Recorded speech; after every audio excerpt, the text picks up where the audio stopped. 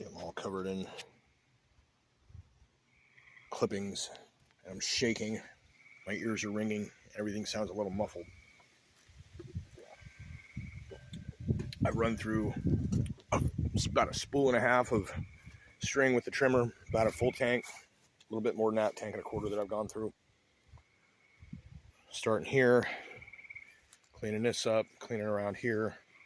I've decided this is probably hops, so I'm leaving it alone.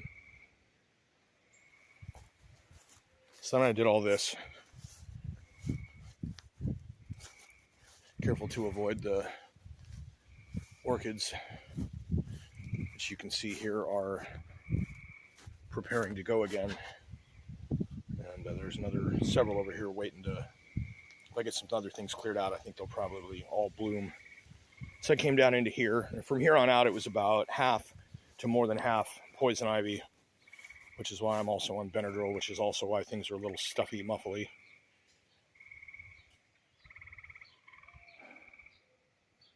See, I got all of this today. All of this. This stuff here was a lot of work working around the wood without losing all the string. Did all of this. I got about to here when I had to stop because I ran out of string. Maybe it was over there that I ran out of string. You can see it on the ground. That's the string when it fell out. And so took a break, came over here after filling up gas and string, moved up to here, kind of made my way up to there, cleared this bit right here, and then kind of took a break. And when I came back, I did all the rest of this. Meant to get to more of that, and I probably still will, but I'm taking a little breather. And eventually I'm going to go down through this way and keep a path cleared through there. But I'm basically parking out all of this meadow. And technically that's what this is even here. And so, yeah, I came up through here. I got all of this done and was like, okay, I'm going to, there's a trench there for water to go down. That's why there's so many plants growing right there, is because seeds get washed and there's water. So anyways, from here, I just cut everything at knee height out to about there. You can see the difference a little better there, where the top of the cigarette is. So I did all of that, and then I cut a lower rough path this way. And this path I cut all the way over to about here, and that's where I decided to cut this as a circle.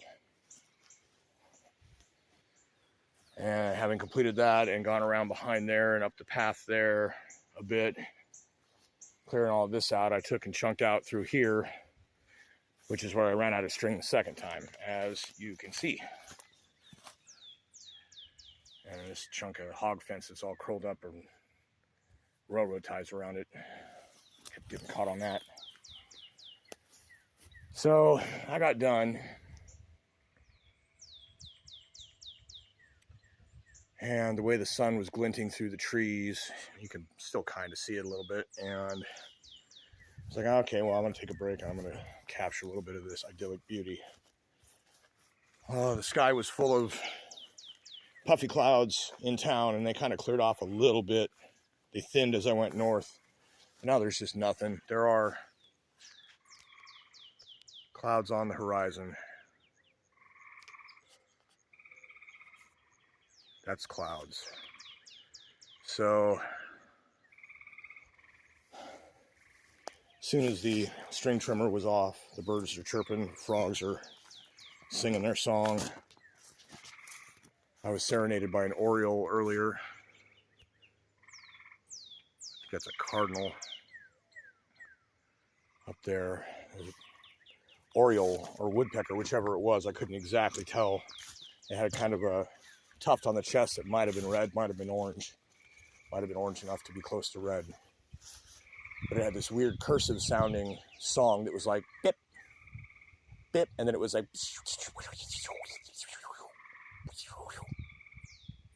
bip. And then it took off flying and did it in a different tree. And this wind has picked up a little bit, but it's nice. It's not blowing hard or crazy, it's just moving the air. Here you can see I'm all covered in stuff.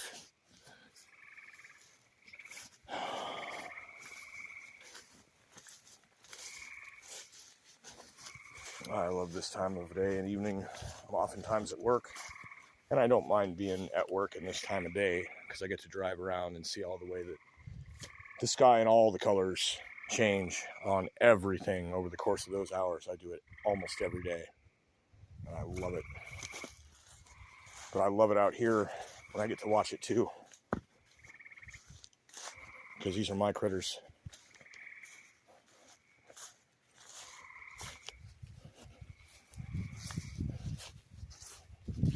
I had some short videos I was going to try and do, but I don't think I'm going to do them. I'm just going to include it in here. Some of the updates on springtime yard produce. Got a lot of poison ivy. This here, I've got some metal cans so that the wood isn't actually touching itself, because it is trying to kill both. And as you can see, and I'm trying to keep them going. They are all very fruitful, very close to the ground, and I see no reason why I shouldn't be able to keep them for a while. I cut down this amazing limb. This is just half of it.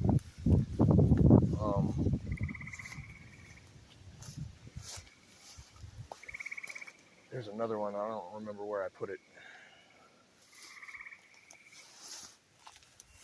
Oh, it's just kind of over here, I guess. So anyways, this is big. This is also pretty big, and that's the other half of it. That thing was 12 plus feet, just horizontal out. It was carving a hole into my mulberry canopy here, as you can see, and now it's getting a chance to grow back, and there's mulberries behind it too. Eventually this box maple is going to go. Maybe I can sell that for wood.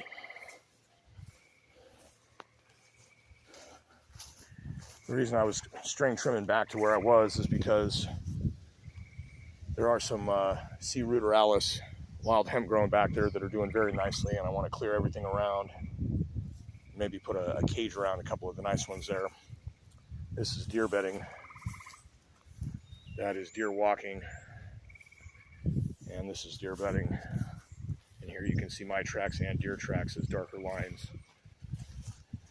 The original goal I was going to do today that I completely failed at was I was going to get this back little path along the fence all the way over again. And I will yet get it. But here we have C. ruderalis, the wild hemp. And this is an exceptional specimen here. This is taller than they tend to get, ever. And here's a lovely one that I didn't even see earlier.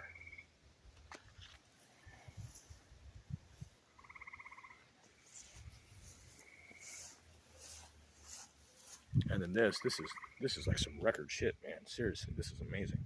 If they don't get eaten, I'll be lucky. And there was some growing here, but it didn't do the tall kind, just the base leaves. And then over here, some more base leaves, but maybe something will stand up at some point. And I got a couple of really nice ones over on the other side that hopefully will survive. Or if the deer eat those and not these, that'll be great.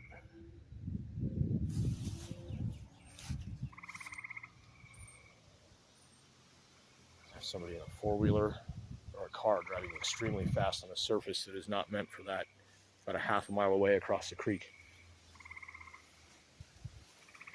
Or they're coming into the creek. So I've got areas I'm clearing out behind too to get access to the raspberries from both sides. This is a very large patch and it is spreading. So I got mulberries. I got hella raspberries coming. I got wild keef. I got deer.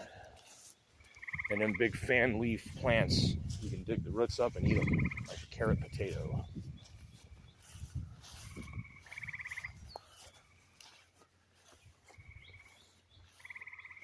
And I got grapes coming up already.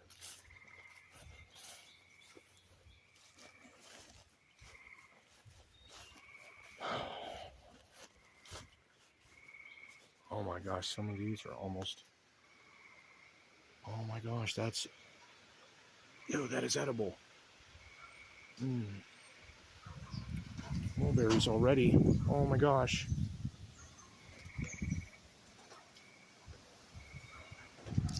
Oh my goodness.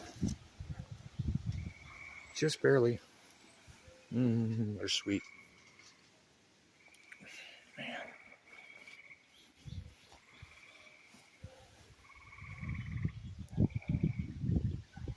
Not quite. And this here, I need to get this small box maple out. I was going to let it grow and support the side of the garage if it decided to shift, but I think the mulberries can handle it if they do, if it ever does. And if I get rid of this, then there's going to be more mulberries. Here we have even more grapes.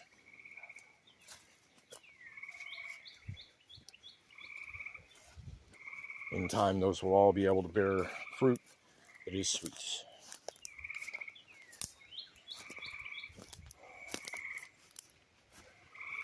Oh, the smell.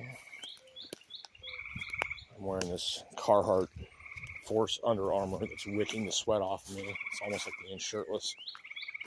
The bugs don't bite. Grapes, grapes, grapes. Mulberries too. Maybe we'll get some berries off of some of these.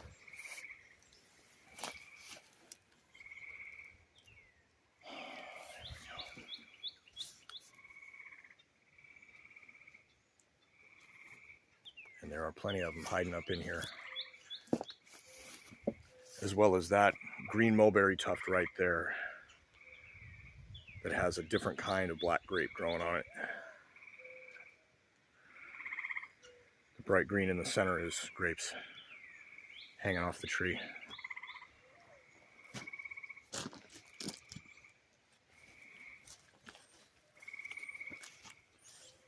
Hope you have enjoyed my showing of why it is I like this place, why I wish to keep it, why I am able to find my peace. About as Midwest as it gets, ain't it?